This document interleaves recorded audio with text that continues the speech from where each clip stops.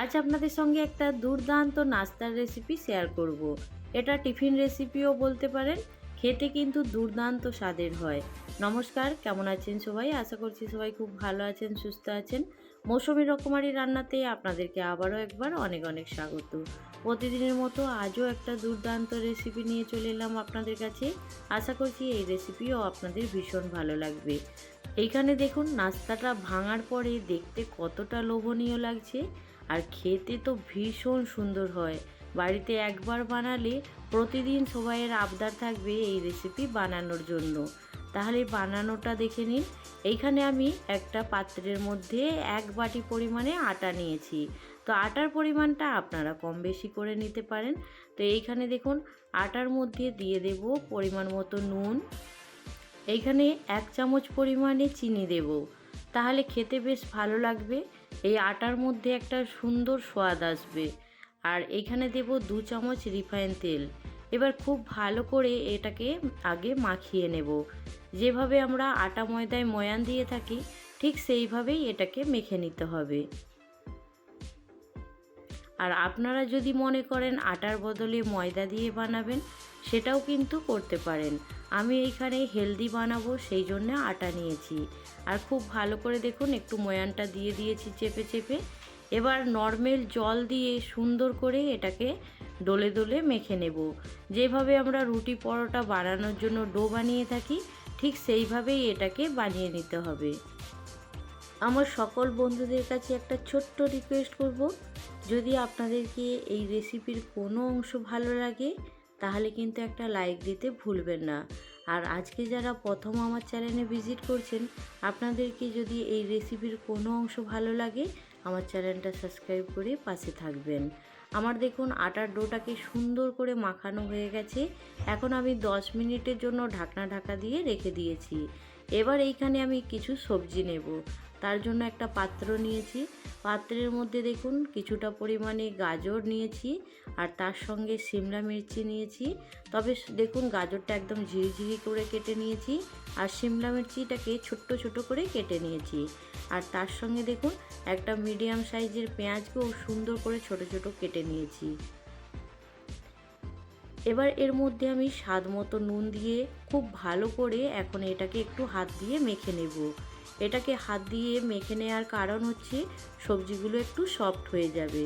আর না হলে নুনটা দিয়ে একটু মেখে কিছুক্ষণের জন্য ঢাকা দিয়ে দেবেন, দেখবেন সবজিটা নরম হয়ে যাবে। তো আমি এইখানে 2 মিনিট হাত দিয়ে খুব ভালো করে একটু চেপে চেপে মেখে নিয়েছি। আর সবজিটা একটু নরম হয়ে গেছে।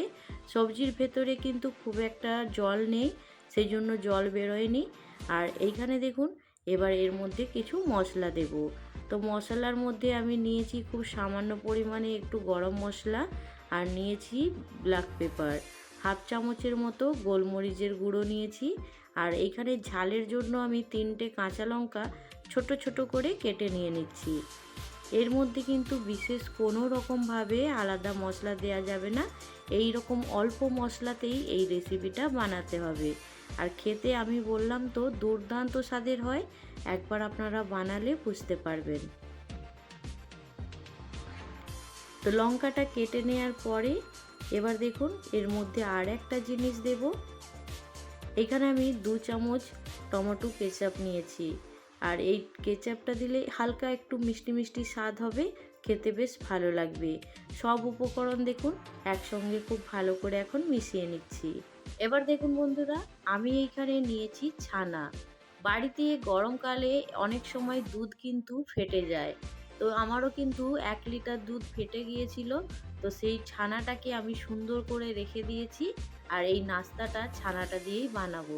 তো এইখানে দেখুন সব কিছু উপকরণ মিক্স করে নেওয়ার পরে ছানাটা এখন এই সবজির মধ্যে দিয়ে দিয়েছি। দিয়ে এবার খুব ভালো করে মিশিয়ে নেব। আপনারা চাইলে ছানার পরিবর্তনে আপনারা কিন্তু সেদ্ধ আলুও ব্যবহার করতে পারেন। তো আমি এখানে আলুটা দেব না, যেহেতু ছানাটা আমার দুধ কেটে গিয়েছিল সেটা রেখেছি, আর সেটা দিয়েই বানাবো। আর খেতে দুর্দান্ত স্বাদের হয়। অবশ্যই যদি বাড়িতে দুধ নাও কেটে যায় আপনারা এইভাবে একটু ছানা দিয়ে বানাবেন, দেখবেন খেতে কিন্তু ভীষণ সুন্দর লাগে। এইখানে দেখুন ছানার মশলাটা একদম রেডি করে নিয়েছি। এবার এইখানে যে আটার ডোটা রেডি করে রেখেছিলাম সেই ডোটাকে হাত দিয়ে খুব ভালো করে একটু চেপে চেপে ডলে নিয়েছি। এবার ছোট ছোট করে লেচি কেটে নেব। এখানে কিন্তু কোনো রকম বেলার ঝামেলা নেই, শুধু লেচি কেটে সুন্দর করে পুরগুলো ভরে নিতে হবে। এবার দেখুন বন্ধুরা, আমি সুন্দর করে সব লেচিগুলো কেটে রেডি করে নিয়েছি। এবার একটা লেচি হাতের মধ্যে নিয়ে সুন্দর করে এখন গোল করে একটা বাটির শেপে শেপ দিয়ে দেব। তারপরে যে ছানার পুরটা বানিয়ে রেখেছি এই বাটির মধ্যে ভরে তারপরে মুখটাকে খুব ভালো করে চেপে চেপে বন্ধ করে দেব। তবে ছানার পুর বলুন কিংবা আলুর পুর যতটা পরিমাণে এখানে ধরবে ঠিক ততটা পরিমাণেই দিয়ে এটাকে খুব ভালো করে চেপে মুখটা বন্ধ করে দিতে হবে। তো এইখানে দেখুন খুব ভালো করে মুখটা বন্ধ করে নেওয়ার পরে হাত দিয়ে সুন্দর করে একটু প্রেস করে দিতে হবে, তাহলে একটা চ্যাপ্টা শেপের শেপ নিয়ে নেবে। তো এইখানে দেখতে পাচ্ছেন সুন্দর করে আমি চ্যাপ্টা শেপের শেপ দিয়েছি।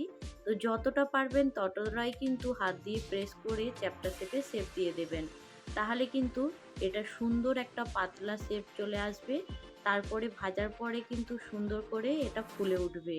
তো এইখানে দেখুন আমি হাতের মধ্যে শুকনো আটা নিয়ে আবারও একটা সুন্দর করে বানানোর চেষ্টা করছি। তো যতটা পরিমাণে এইখানে পুর ধরবে ততটা পরিমাণে দেওয়ার পরে খুব ভালো করে মুখটাকে আবারও সিল করে নিচ্ছি। তারপরে সুন্দর করে হাত দিয়ে চেপে চেপে এটাকে গোল করে ঘুরিয়ে নেওয়ার পরে একটু দেখুন প্রেস করে একদম চ্যাপ্টা করে নিয়েছি। আর ওপর থেকে ডিজাইন করে নেওয়ার জন্য আর চামচের পেছন দিক দিয়ে সুন্দর করে একটু ডিজাইন করে নিয়েছি। তো এইভাবেই সবগুলো রেডি করে নিয়েছি। রেডি করে নেওয়ার পরে দেখুন দেখতে কতটা সুন্দর লাগছে। আর অবশ্যই কিন্তু একটা কথা বলবো, যখন প্লেটের মধ্যে রাখবেন অল্প একটু শুকনো আটা ছড়িয়ে দেবেন, তারপরে ওইগুলোকে রাখবেন, তাহলে কিন্তু আর তোলার সময় কোনো রকম অসুবিধা হবে না। এবার দেখুন গ্যাস অন করে একটা প্যান গরম করে নিয়েছি। তারপরে প্যানের মধ্যে একটু রিফাইন তেল দিয়েছি, তবে কিন্তু খুব বেশি রিফাইন তেল দিইনি, আপনারা দেখতেই পাচ্ছেন। এটাকে ডুবো তেলে ভাজার দরকার নেই, শ্যালো ফ্রাই করলেই হবে। সেই জন্য দেখুন অল্প পরিমাণে তেল দিয়েছি। দেওয়ার পরে এবার আস্তে আস্তে উল্টে পাল্টে এগুলোকে লালচে করে ভেজে নিতে হবে।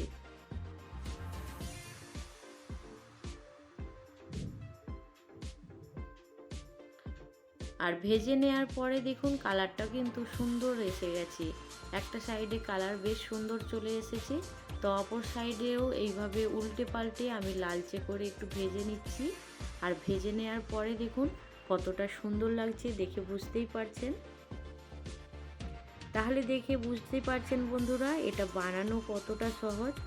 একবার বাড়িতে বানিয়ে দেখুন, রোজ মনে হবে এটা বানিয়ে খাওয়ার জন্য। তো আপনাদেরকেও বললাম যদি ছানা বাড়িতে না থাকে তাহলে অবশ্যই কিন্তু আলু দিয়েও আপনারা এটা বানাতে পারবেন। তো এইগুলো আমার ভাজা হয়ে গেছে সুন্দর করে। এবার এখন আমি প্লেটের মধ্যে তুলে নিচ্ছি। যখন ভাজবেন তখন কিন্তু গ্যাসের ফ্লেমটা লো টু মিডিয়ামে রেখে আস্তে আস্তে একটু ভেজে নিতে হবে, তাহলে ভিতর পর্যন্ত ভাজা হবে। ভেতরের যে সবজিগুলো আছে সেগুলোও কিন্তু সুন্দর ভাজা হয়ে যাবে। বাকি যে কচুরিগুলো আছে সেগুলোকে সুন্দর করে ভেজে নেব।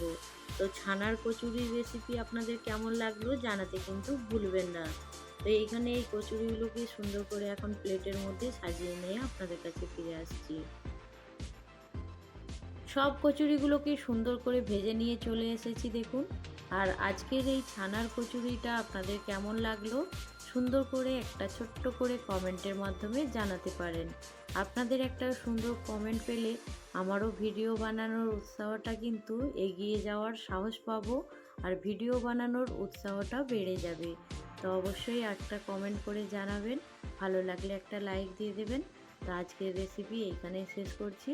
বাচ্চাদের টিফিনে দিলে বাচ্চারাও কিন্তু খুব আনন্দের সঙ্গে খেয়ে নেবে। খুবই হেলদি একটা রেসিপি, আপনারা বাড়িতেও বাচ্চাদেরকে বানিয়ে দিতে পারেন।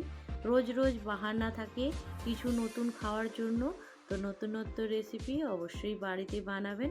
আর কেমন লাগলো জানাতে ভুলবেন না। তো আজকের রেসিপি এইখানেই শেষ করছি। পরবর্তী রেসিপি নিয়ে খুব তাড়াতাড়ি দেখা হবে। সবাই ভালো থাকবেন, সুস্থ থাকবেন, বাই।